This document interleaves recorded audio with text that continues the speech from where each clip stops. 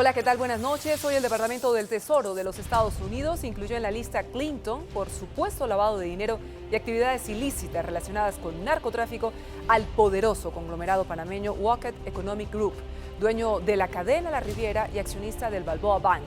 Propietarios, además de centros comerciales y medios de comunicación en su país, en Panamá. Justamente hoy, en nuestra ciudad, en Bogotá, uno de sus integrantes, el empresario panameño, colombiano y también español, Nidal Walker, fue detenido por la policía y la DEA.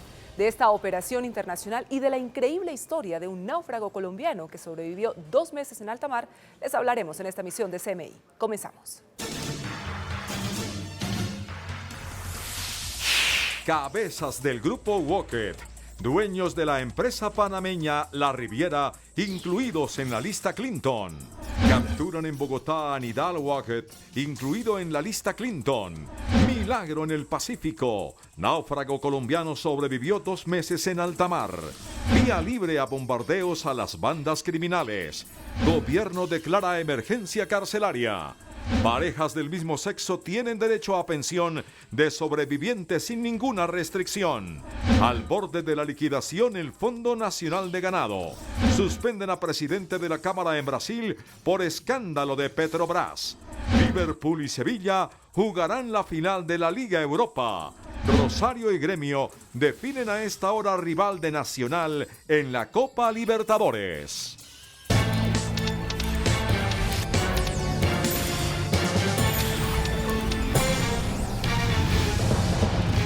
Varias de las cabezas empresariales del poderoso grupo económico panameño Walker fueron vinculadas hoy por el Departamento del Tesoro de los Estados Unidos a la llamada lista Clinton, señalados de un presunto lavado de activos. Este conglomerado, dueño de las tiendas de perfumería y maquillaje La Riviera, que funcionan, entre otros países, en Colombia, habrían usado zonas de comercio libre para el blanqueo de capitales.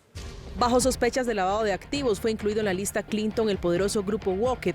La Oficina para el Control de Bienes Extranjeros del Departamento del Tesoro de los Estados Unidos incluyó a Nidal Hamed Walker y Abdul Mohamed Walker, cabezas del grupo La Riviera, uno de los grandes comerciantes de perfumería y maquillaje en la región, en la lista. Se trata de 6 ejecutivos y 68 compañías ligadas a la red denominada Walker Money Laundering Organization, incluyendo al grupo Visa, Vida Panamá, comercios ubicados en el Soho Mall, el Millennium Plaza, los diarios La Estrella y El Siglo, la tienda de electrodomésticos Hometech y Balboa Bank, donde Walker Hatum es tesorero. Según el Departamento del Tesoro, estas empresas habrían realizado operaciones monetarias falsas utilizando el comercio en zonas de duty free que habrían tenido como fin el lavado de dineros de organizaciones de droga. A raíz de la noticia se pronunció el grupo Visa, quien a través de un comunicado aseguró: estos señalamientos son falsos e infundados y que hemos instruido a nuestros abogados a prestar total cooperación con el Ministerio Público para que esta lamentable confusión sea aclarada.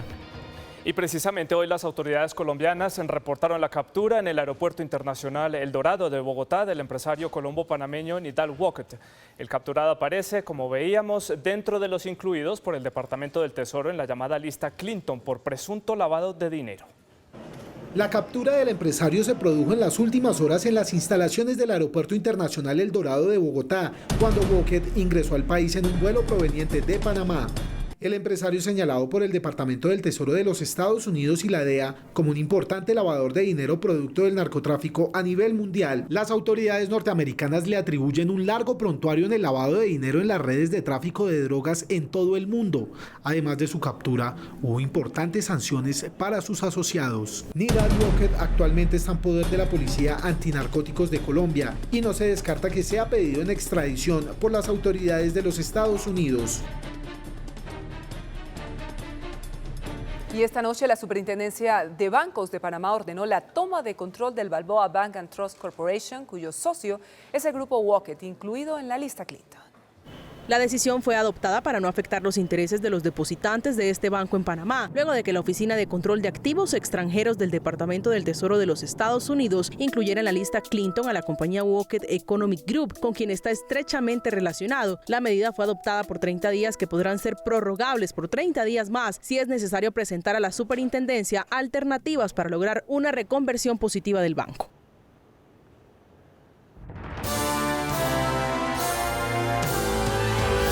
Milagro en el Océano Pacífico. Un marinero colombiano fue rescatado al sureste de Hawái por un barco mercante de bandera panameña después de sobrevivir a una odisea de 2 meses, naufragando y perdido en el Pacífico suroriental. El individuo de 29 años y cuya identidad no ha sido revelada por las autoridades estadounidenses fue socorrido por el Nikkei Verde, un buque mercante de bandera panameña que viajaba rumbo a China. El marinero fue entregado a la Guardia Costera de Estados Unidos, que hoy lo trasladó a Honolulu, en el archipiélago de Hawái, donde se sometió a un chequeo médico, aunque su estado de salud es bueno. Gracias a Dios estoy. Thank God that he has life. Y pues le doy mucho las gracias a los señores del barco. He thanks the people that picked him up. Me rescataron de. For rescuing him. To his friends that he was on board with. Yo hubiera querido que los compañeros El marinero, que se encontraba a unos 3.460 kilómetros al sureste de la localidad hawaiana de Hilo, en el Pacífico Sur, contó que él y 3 compatriotas salieron de Colombia hace más de 2 meses, pero el motor de su embarcación se averió y quedaron a la deriva. Según su relato, los 3 acompañantes murieron en el mar y él sobrevivió a base de comer pescado y gaviotas. El Consejo Nacional de Seguridad autorizó el uso de los bombardeos y de toda la capacidad de las fuerzas militares contra las bandas criminales. Desde Urabá, el ministro de Defensa, Luis Carlos Villegas, señaló como prioridad los ataques a la organización de los Úsuga. El ministro explicó que el uso de la fuerza contra esos grupos mafiosos estaba limitado en cumplimiento de reglas del derecho internacional humanitario, pero los límites fueron eliminados teniendo en cuenta su capacidad militar y el armamento que están usando. Que pueden ser atacadas con toda la fuerza del Estado, sin excepción. Esas decisiones ya están tomadas tanto en su marco jurídico como en la caracterización de las 3 organizaciones. Esas 3 organizaciones entonces a partir de hoy serán perseguidas autónoma o coordinadamente por las fuerzas militares y por la policía. Previa a la autorización, la fuerza pública ya había identificado la ubicación de algunos de los campamentos de estos grupos. Las principales bandas, que son el Clan Úsuga, los Puntillos y los Pelusos. Cada bombardeo tendrá que ser autorizado por una junta de inteligencia conjunta de todas las fuerzas militares y supervisado por el ministro.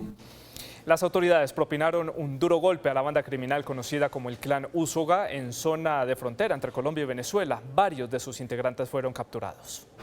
El bloque de búsqueda contra el crimen organizado, integrado por la policía y la fiscalía, capturó en las últimas horas en Cúcuta a 16 integrantes del Clan Úsuga, entre ellos alias Lalo, el máximo cabecilla en la zona de frontera, que era buscado internacionalmente en 190 países por la Interpol. Una de esas organizaciones que estaba afectando en Ureña y en San Antonio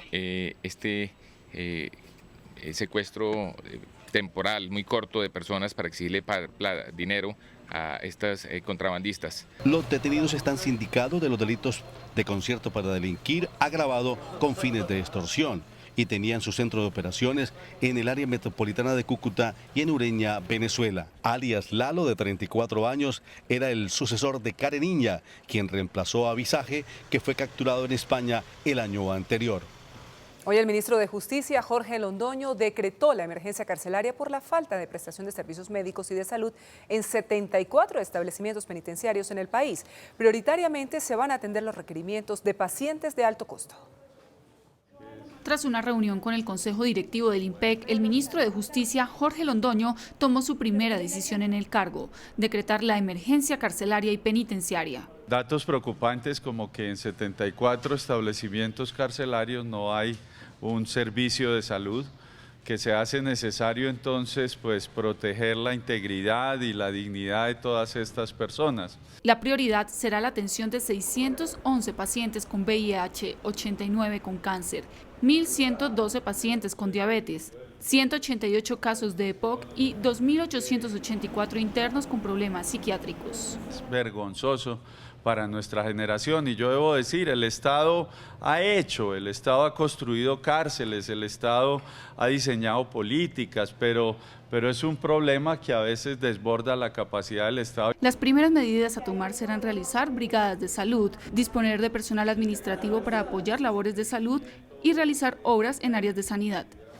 La Corte Suprema de Justicia indicó que las parejas del mismo sexo podrán acceder a los derechos pensionales de sobrevivientes sin ningún tipo de restricción, como está autorizado también para las parejas heterosexuales. La Corte Suprema de Justicia protegió los derechos pensionales de sobreviviente a un hombre cuyo cónyuge murió. La compañía de pensiones le negaba la prestación, exigiéndole probar el tiempo de convivencia mediante declaración de la pareja ante notario o sentencia judicial sobre la unión marital de hecho.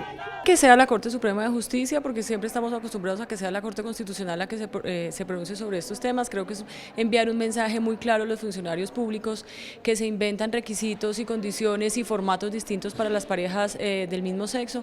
Obviamente no se concede la pensión de manera automática, sino que se dice que no se pueden pedir requisitos adicionales. De esta manera, para acceder a la pensión, solo tendrán que haber convivido por mínimo 5 años y presentar una solicitud de pensión. La Corte asegura que es inadmisible e injustificable exigir a los sobrevivientes de parejas homosexuales declaración ante notario para demostrar su vida en común.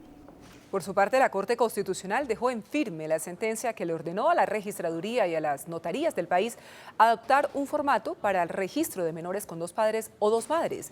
La Procuraduría pidió la nulidad de esa sentencia, sin embargo, el Tribunal Constitucional decidió negar el recurso al considerar que no cumple con argumentos suficientes. De esta manera, las parejas del mismo sexo sí podrán formalizar el registro de sus hijos en adopción o hijos biológicos. Recientemente, la registraduría dio a conocer este formato mediante el cual se permite el registro de menores con 2 padres o 2 madres en el país.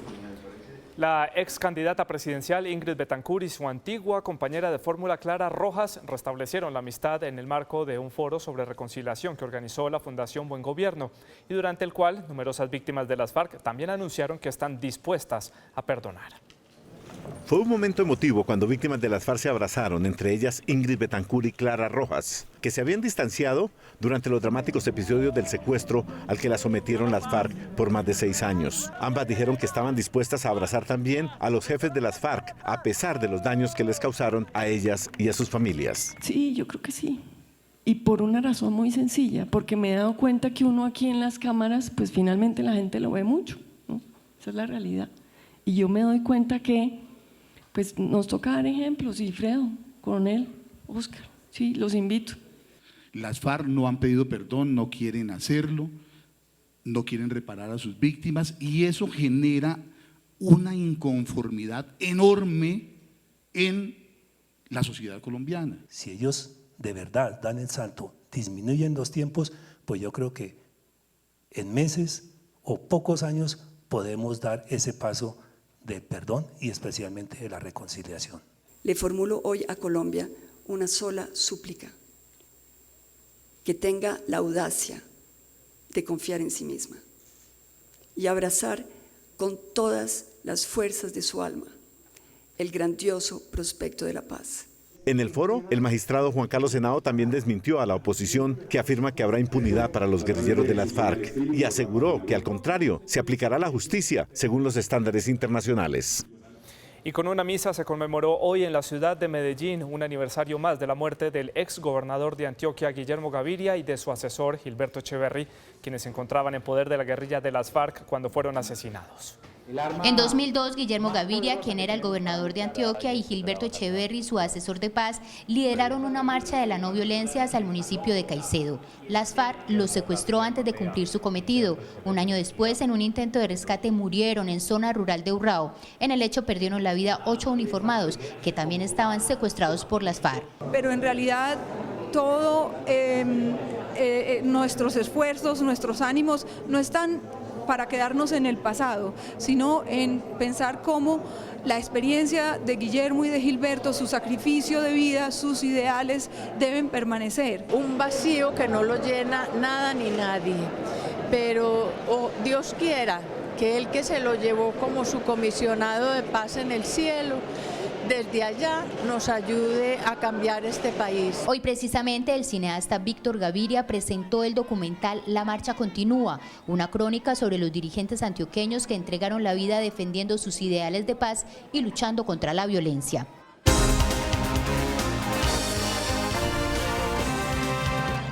La Superintendencia de Sociedades ordenó la liquidación del Fondo Nacional del Ganado luego de que la entidad lograra salir a flote financieramente. El ente supervisor iniciará un proceso de liquidación al Fondo Nacional del Ganado luego de la ausencia de un plan de salvamento o reorganización por parte del administrador, que para este caso es el Ministerio de Agricultura. Se encontró una deuda de más de 40.000 millones de pesos que pusieron en vilo la estabilidad financiera de la sociedad. Fedegan calificó de irresponsable al gobierno por no actuar con prontitud para salvar el fondo.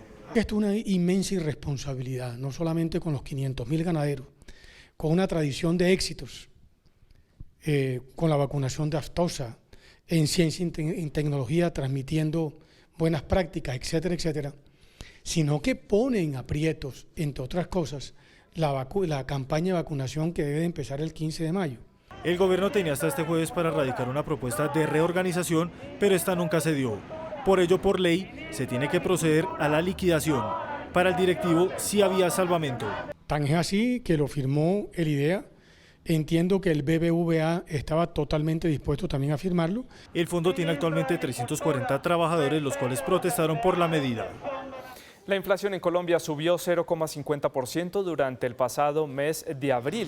De acuerdo con el Departamento Administrativo Nacional de Estadística, DANE, el índice de precios al consumidor aumentó como consecuencia de las alzas en los precios de todos los alimentos afectados por el fenómeno del Niño.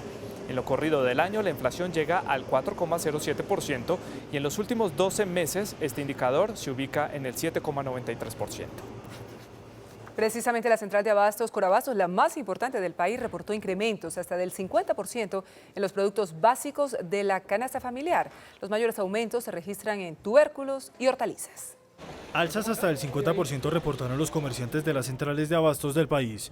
Para el caso de Bogotá, los incrementos se dan en los tubérculos, hortalizas y verduras, principalmente afectados por el fenómeno del Niño. De esta manera sigue presionando la inflación total. Se escasea un poco el producto en el altiplano cundiboyacense, que es quien nos surte, y pues ya no hay igual de producción, no hay igual de cosecha, entonces tiende a subir un poco la papa el producto. Asimismo, ha bajado la calidad de la mayoría de los productos. Supremamente la calidad bajita que está llegando, esas son las afectaciones del verano. La inflación de alimentos pesa más del 30% de la inflación. Se espera que las lluvias apoyen los cultivos y se tenga una disminución de precios en el segundo semestre del año. Y el precio del dólar también sube, ganó 9 pesos. A continuación, los indicadores económicos y la información bursátil en CMI 7 PM. La tasa representativa del mercado que regirá para mañana viernes será de 2.952 pesos con 37 centavos. Los profesionales del cambio compran la divisa en 2.890 pesos y la venden en 2.920 pesos. Un euro cuesta 3.376 pesos con 40 centavos. La libra de café en Nueva York se cotizó a $1 con 19 centavos. El azúcar se transó en 15,75 centavos de dólar la libra. El barril de petróleo WTI se cotizó en $44 con 56 centavos. Una acción de Ecopetrol cuesta 1.390 pesos. El índice de capitalización de la Bolsa de Valores de Colombia bajó 1,58% a 1.291 puntos. Cemex fue la acción que más subió con una valorización de 3,34% a 12.980 pesos. La acción de Semargos fue la que más cayó con una pérdida de 3,73% a 10.840 pesos.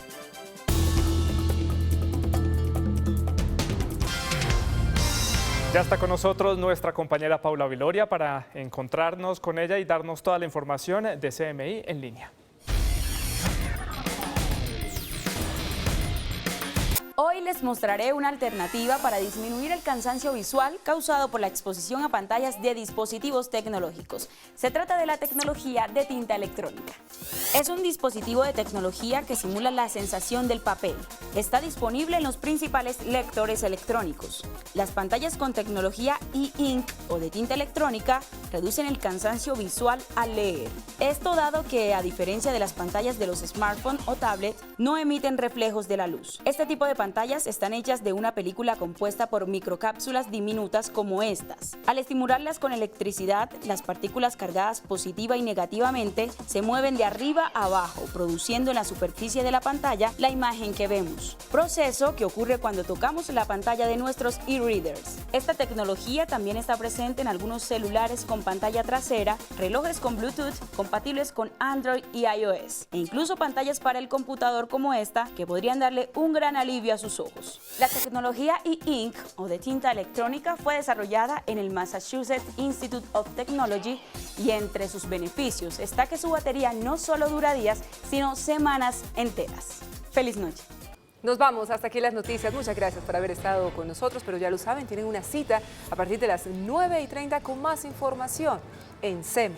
Yo le invito a otra cita, Erika, a las No me la 8:30 pierdo. con la información internacional y las claves. Les vamos a explicar qué es lo que está pasando en Brasil, la crisis política. Ya nos vemos. Feliz noche. Chao.